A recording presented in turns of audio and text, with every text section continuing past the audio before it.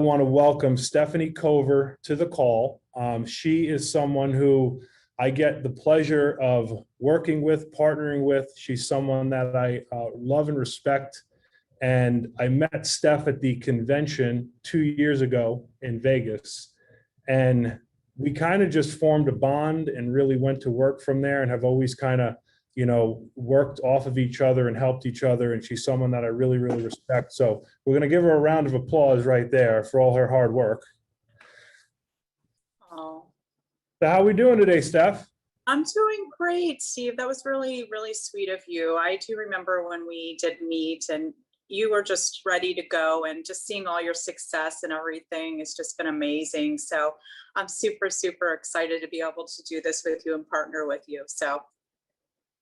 Well, it's been an honor and a privilege, and we've only just begun, as they say, Yes. right? Yeah, absolutely. So there's so many things to unpack with, your time here, but I actually want to go back to when you started, Sure. to kind of tell your story as to what brought you into Family First Life. Yeah. So, my story is just basically a single mom for many years. I've done insurance prior, but I wasn't making any money with it. So I kind of got out of it, and my kids were about to go to college. They needed a little bit more. I decided I wanted to try insurance again because so many people had been making money. I wasn't in a place where I was making money. I was doing a captive agency situation. So, I asked somebody if they had any place other, than where I was in mind that I could make some money for insurance, and they recommended Family First Life, and I've been here ever since because this is really the only place I've ever made any money in insurance. So I'm not going to go anywhere else. So you've been at the game for a long time. You've seen a lot. If you could kind of look at comparing 2 years ago when we met at that convention, where we're at today, what would you say are some of the biggest differences in like the company as a new agent coming in, and then also for yourself? Yeah, definitely the difference is the leads and the structure and the training. When I first came in, it was, just beginning. There was still training, obviously, a lot of great top producing agents that were giving the training and stuff, but the resources were a little scarce. So, now whenever you have a new agent coming in, there's just so many different avenues that they can go on.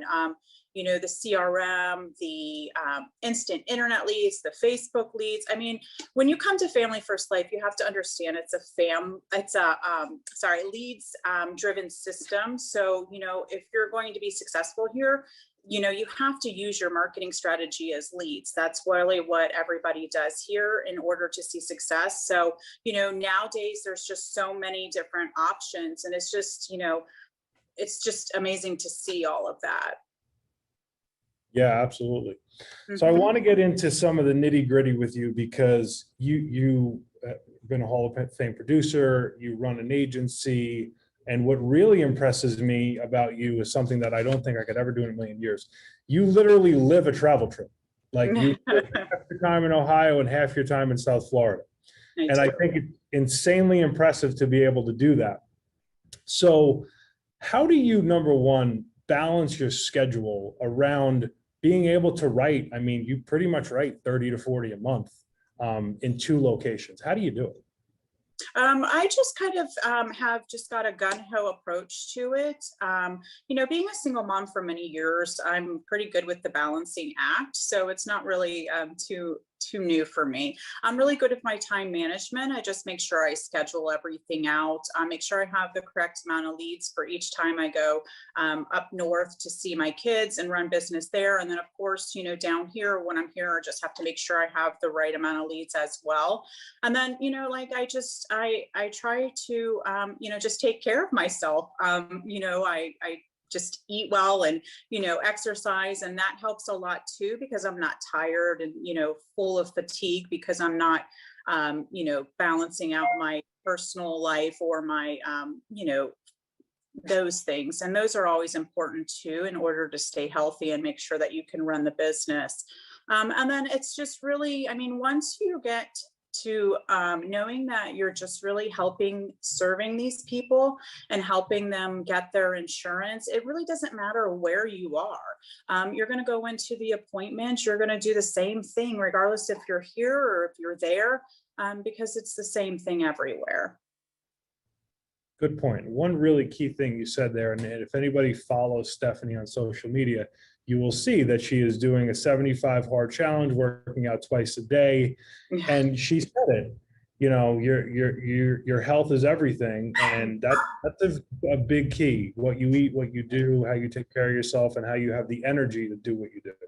Right, absolutely. I mean, it's important, and it keeps your mind, in the right direction as well, because you're not, kind of, thrown off from doing things that are not beneficial for you. Absolutely. So now lead flow, we always talk about it every week with all the top producers we have on. What does your lead flow look like, and what does your lead spend look like a month?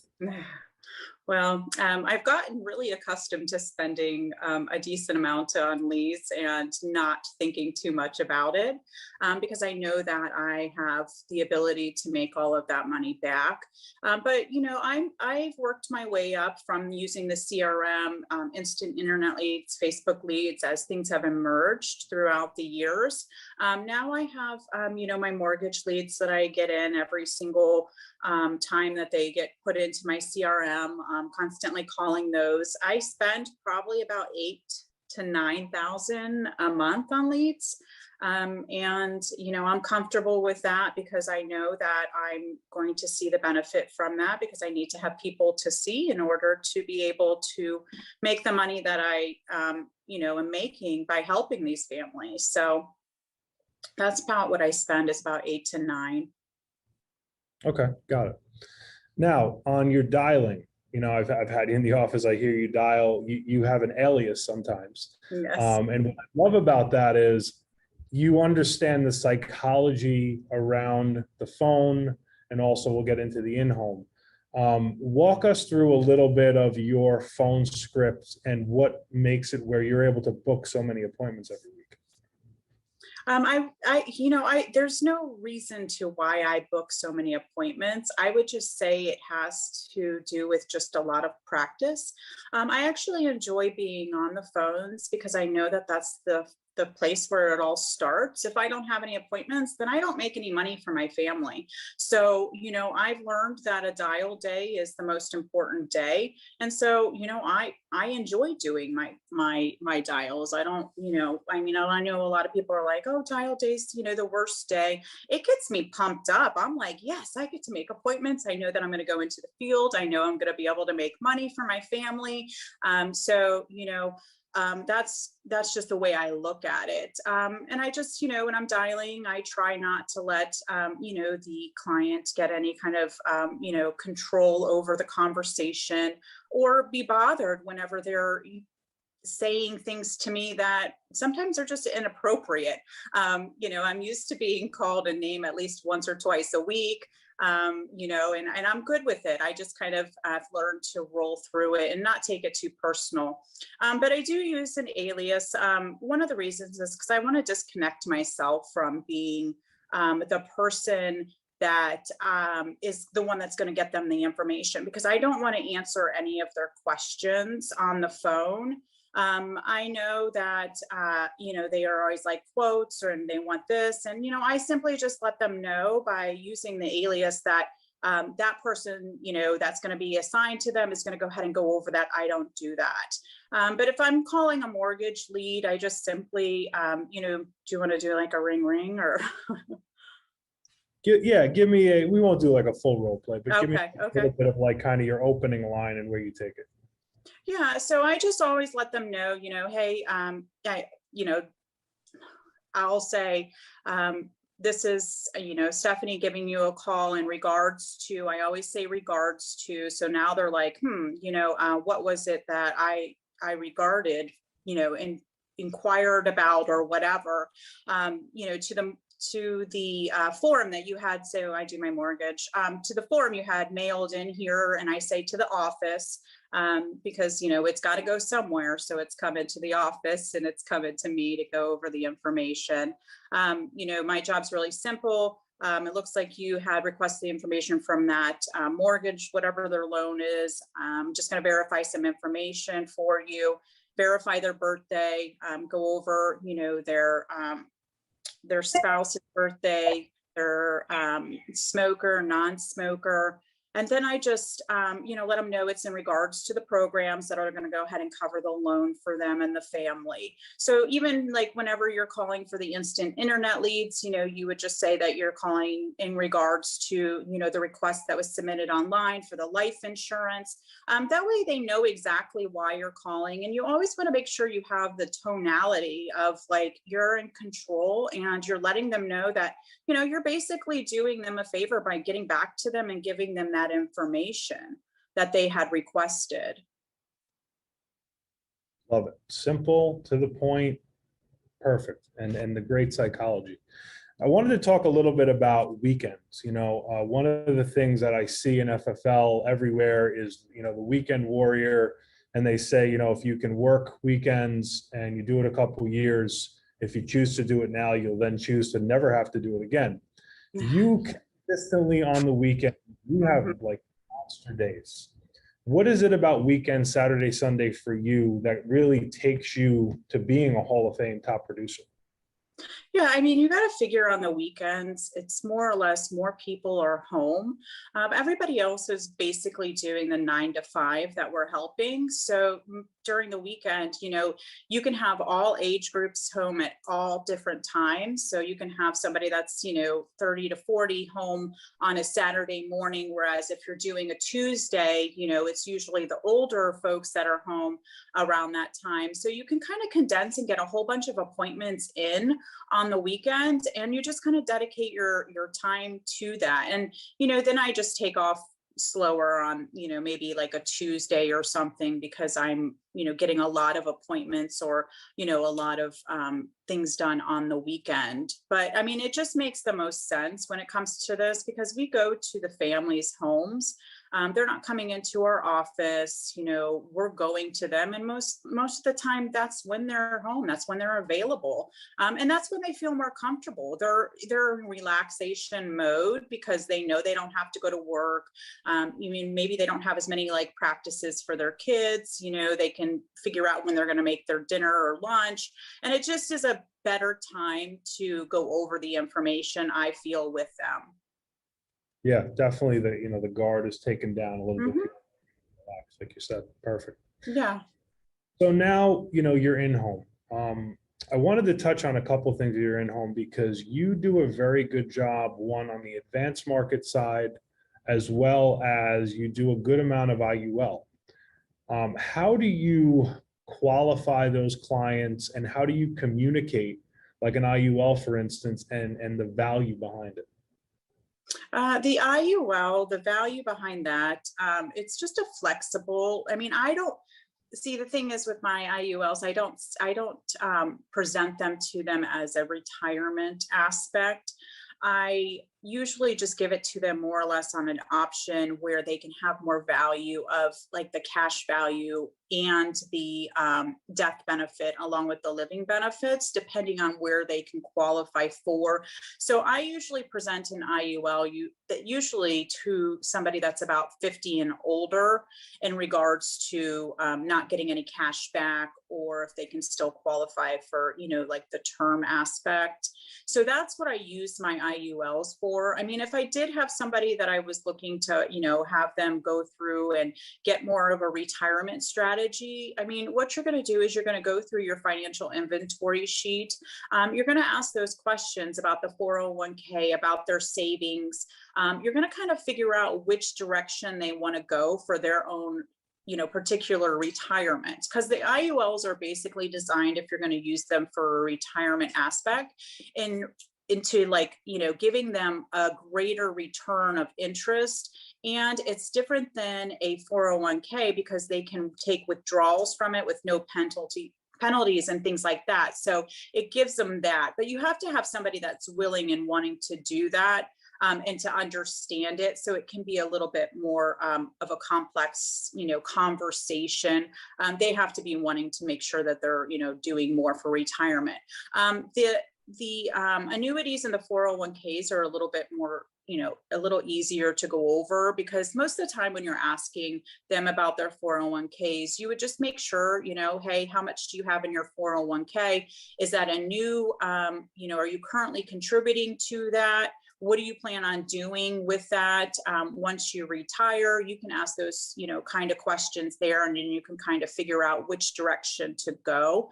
If they have one and they just had, switch jobs, then, I basically explained to them that that 401k is just going to sit there. You can't contribute to it anymore. So it's kind of at just, fluctuating on the market. We can go ahead and switch it over to something that's going to preserve what you have. And so whatever you have now is going to continue to grow, and you won't lose any of that. So that's one of the things when it comes to those, people don't realize it. They think it's just, sitting there. But if you're not contributing any more money to it, and it's at the fluctuation of the ups and downs, it might not stay the same. So, that's a good way to preserve their retirement. And then, if they wanted to contribute to their new one, they can, but they know that they have that one, sealed in. Love it. And it seems to me, and knowing you, I know that your financial inventory is everything. And I guess if I ask the question, how you find such big premium in a home, it's because you do a very thorough financial inventory. Yeah, I mean, I use that sheet every time. I've been doing this, like I said, here at Family First Life for about 5 to 6 years, and I still use that financial inventory every time I go into the home. What I do is I always look at, how much they're bringing in per month, how much their mortgage is. I'm looking at, like I said, the 401ks, their savings, any kind of IRAs, their current life insurance, and what their goals are, and what are they looking to do for their family, because that's always really important, and something you always want to go back to is, what are they looking to do?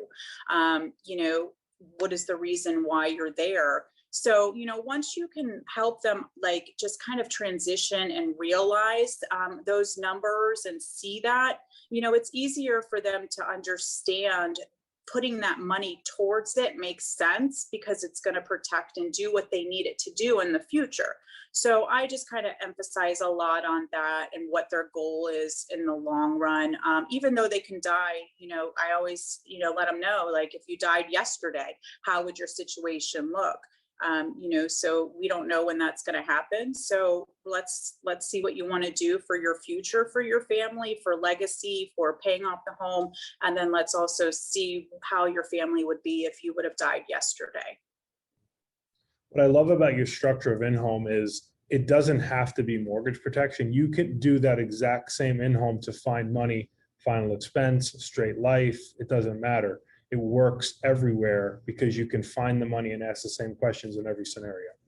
Absolutely. Yep. You just want to go over and let them know that you care about what their financial current situation is. You're not trying to put them into a situation to where they can't pay their bills.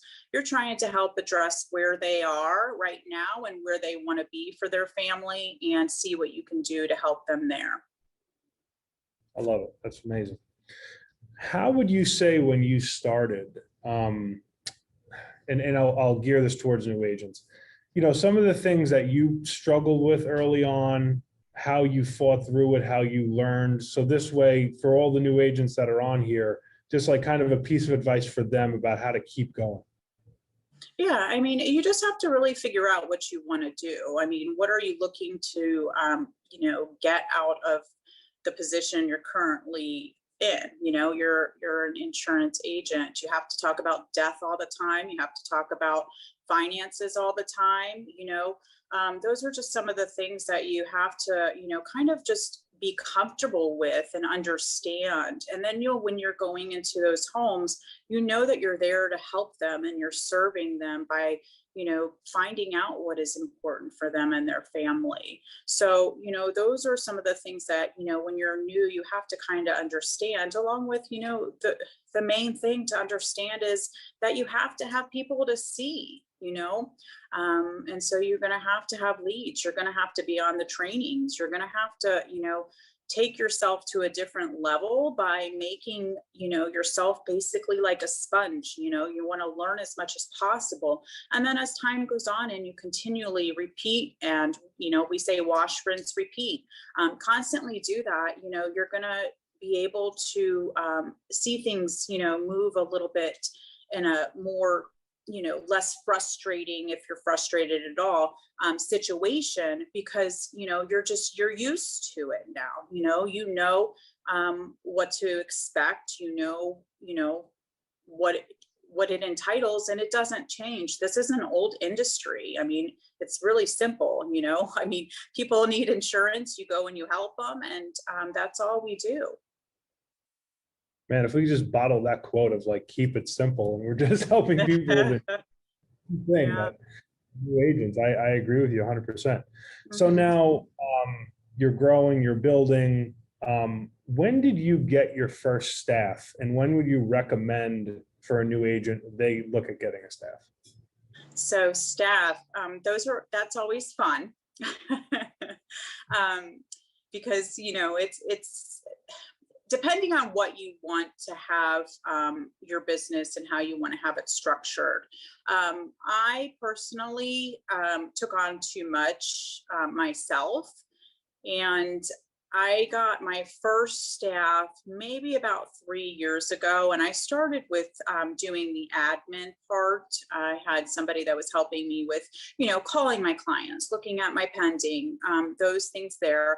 And then I hired a recruiter, and then they ended up not working out, and I just fell apart. I felt like, oh my gosh, what is going on? Because it's like you have your your staff, and they become part of like, what you're trying to build. And when one of them decides they don't like the position or it doesn't work for them, you kind of get like, torn down a little bit.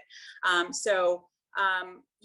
I continually just, hire and don't get so attached. Got it. So now as you're growing, you have an office in Ohio, and you have some people that are emerging there. You have, obviously, people down in this area. What are some of your goals in the next, let's say, within this year, within 2021? Where do you see yourself, and where do you want to be in 2021? By the time the end of this year comes, I'd like to be at least 500, per month for my team, if not more. That just means I just have to continually grow and pour into the agents. It's not that I haven't done that before. It's just that, you have to have agents that want to work. I want to work, I work, but you have to have people that want to work and that they get it. And those people there, you just continually like pour into. You help them whether it be with continual mentorship. If they have any questions on leads, or even just doing one-on-ones with them, and just always being there for them. So, my goal is to just build up this agency and build up a lot of successful agents underneath me that are making money for themselves, and they know that I'm there and they can rely on that. And then, hopefully, that'll take me to the 500 and eventually to the million, and then I'll be, good to go. And so will my agents. So that's the goal. I've noticed lately you've had even a bigger presence social media wise. Are you handling that yourself, or do you have somebody doing it?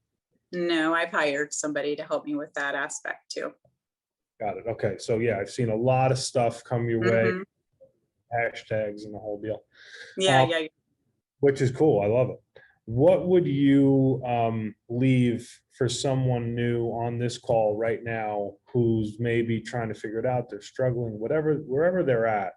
What would you leave them with to take away from this call from you as to how to be successful in a nutshell? Okay. I mean, it's like I said, it's the same thing. You know, in order to be successful, one, you have to have belief in yourself. And then you have to have belief in the system and everything that's given to you. I mean, there's all of these resources you're going to want to plug in, and you're going to want to keep doing it over and over again.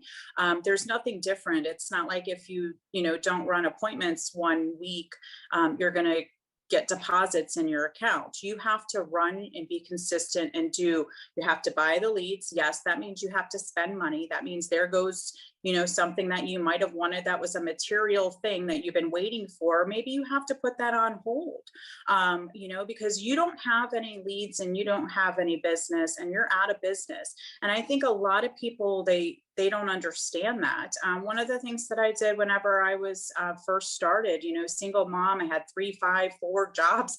It didn't matter. I wanted to make sure that my kids were taken care of, but I would take anything. And I would take every sale that I got, I would take half of that and I would put it towards leads, even if it wasn't, the 500 to 1,000 to 1,500 a week, I still was buying leads and I was calling them, and I just kept doing that. And as you do that, you'll notice that you'll get to a point to where those leads are like a consistent amount that you're spending, and so you can take some of that extra money and maybe buy yourself something, or do what you need to do. But now all of my money just really goes to my leads.